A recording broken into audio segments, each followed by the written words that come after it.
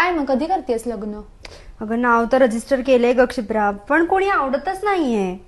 I know, आणि म्हणजे मला अशी 8-10 मुलं बघून नाही करायचं यार. म्हणजे I need to see some more options. Of course. हे बघ, आत्ताशी आपण 25 वर्षाचे आहोत. तेच. जुळेल आपलं. मुलं बघता बघता आपण 40शीत आलो.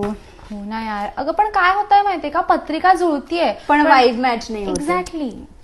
पण आपल्यापेक्षा मुलांचा पगार जास्त असावा ही अपेक्षा करणं काय चुकीचं आहे? असायलाच हवा तो. हे बघ, अजून 10-15 मुलं बघू, आपलं नक्की जुळेल. आरामात जुळेल. जुळलं का ग तुझं? अगं एक मुलगा आवडला होता मला, पण त्याची उंची जरा कमी आहे ग. अगं बाई, आता मरणाला टेकली ना तू. उंचीचं काय घेऊन बसली? थांब, तुला जरा फोटो दाखवते त्याचा. हे बघ, हे बघ. ए, चांगला दिसतोय ग.